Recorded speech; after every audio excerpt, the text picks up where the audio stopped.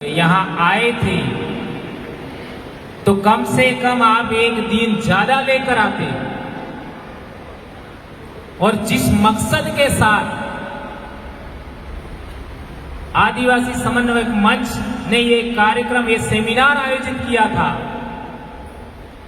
उसमें कम से कम आप सभी लोगों को सुनते तो सही,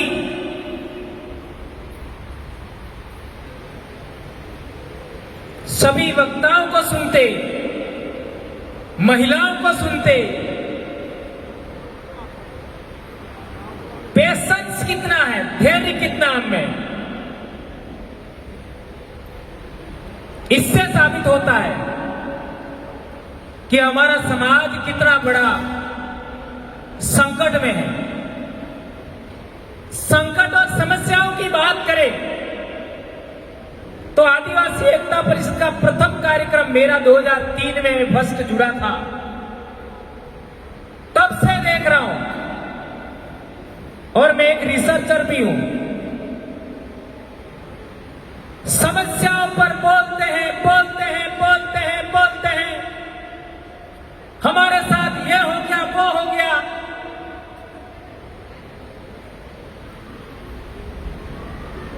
लेकिन हम लोग जो संगठन चला रहे हैं वे लोग सुधरना क्यों नहीं चाहते? दूसरे को अपना बराबर मानते क्यों नहीं?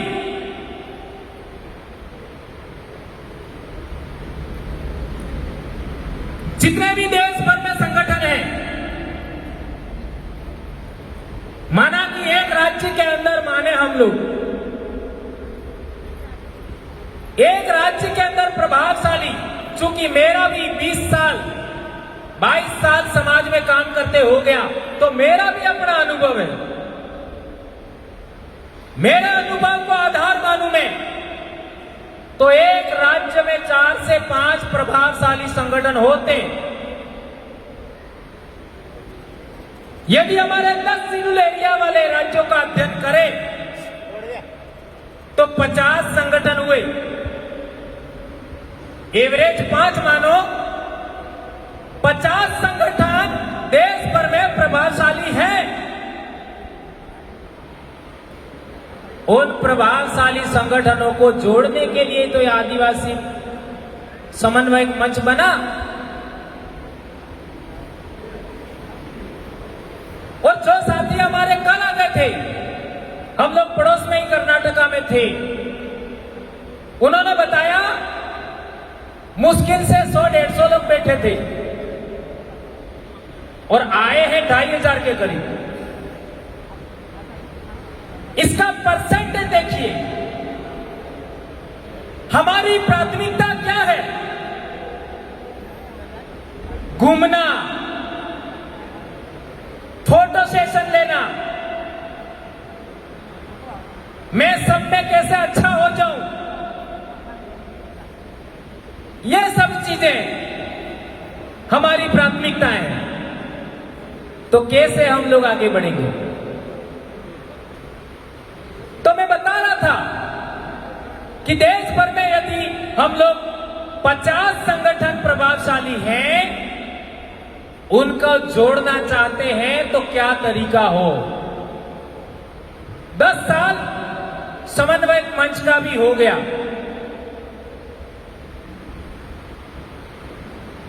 उसका अध्ययन करते हैं हम लोग तो बहुत सारी बातें समझ में आती हैं। जो मुझे समझ में आया वो 2-3 बातें आपके बीच में रखना चाहता हूं। जितने भी संगठन हैं उनके उद्देश्य देखो तो 90% उद्देश्य एक जैसे होते हैं। चाहे उड़ीसा में हो, चाहे झारखंड में हो, चाहे गुजरात में हो, चाहे मध्य प्रदेश में हो, 90% उद्देश्य सभी संगठनों के एक जैसे हैं। 10% अंतर होगा जी।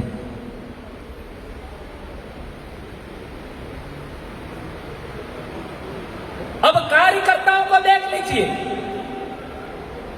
कार्यकर्ताओं का अध्ययन करते हैं, जो पदाधिकारी है उनका अध्ययन करते हैं, तो जो सीनियर पदाधिकारी होते हैं उनमें करीब 95% एक जैसे विचार होते हैं। वो बोलते भी एक जैसा है। 95%, अर्थात उनमें 5% भिन्नता है। और आदिवासी विचार, आदिवासी दर्शन को आधार मानो तो देश भर में जितने भी आदिवासी लोग हैं 1 से 2% से ज्यादा अंतर नहीं है। कपड़ों में अंतर होगा, पहनावे में, बोली में भारी परिवर्तन है, कल्चर में 5 से 7% परिवर्तन है, लेकिन मानसिक सोच 1 से 2% से ज्यादा गलत आपका भिन्न नहीं है। इसके बावजूद भी हम लोग 90-95% एक जैसा सोचने वाले लोगों को संगठित नहीं कर पाए। ये बात हमको स्वीकार करना होगा। मैंने एक बात आइडेंटिफाइड किया, केवड़िया का जो जमीन छीनने का प्रकरण हुआ गुजरात में, उससे पहले मेरी सोच में यह था कि सुप्रीम कोर्ट का जजमेंट है, संविधान में प्रावधान है, 5th शेड्यूल और 6th शेड्यूल के प्रावधान विशेषाधिकार है, तो हमारे साथ गलत नहीं होगा। लेकिन केवड़िया की घटना ने मेरे इस विचार में परिवर्तन कर दिया। इसके बाद मैंने देखा हसदेव में एनवायरमेंट डिपार्टमेंट का भी रिपोर्ट है, कोर्ट के भी डिसीजन है, सरकार की मिनिस्ट्री के भी आपका रिपोर्टिंग है। इसके बावजूद भी दरकिनार करते हुए आपका जमीन अलॉट कर दी गई। फिर भी हम जब हसदेव गए तो कंपनी वालों ने आगे 10-20 आदमियों को पिला करके आगे कर दिया, जो सही लोगों को मिलने नहीं दिया। हम लोग काफी मशक्कत के पास उन तक पहुंचे। ये 2 घटनाओं ने मेरे को सोचने को मजबूर किया। कहा कुछ और जाता है, किया कुछ और जाता है। फिर हम लोगों ने फैसला लिया एक तीसरी घटना के बाद, और वो घटना था मरांगबुरु का। मरांगबुरु कई सालों से, मैं अपनी बात करूं 2015 से मैं उस जगह को जानता हूं। फर्स्ट टाइम हम लोग गए थे 2015 में, बाई ट्रेन गए थे, तो उसी एरिया से होकर गए थे। उसमें मैंने एक बात नोटिस किया कि देश भर का जैन समाज है, वो एक ही दिन ज्ञापन दे रहा है। पूरे देश में जैन समाज कितना प्रतिशत है? एक जना बताइए जरा जी। 1% भी पूरा नहीं है। ध्यान रखिए, बहुत गंभीर बात कह रहा हूं। पूरे देश में जैन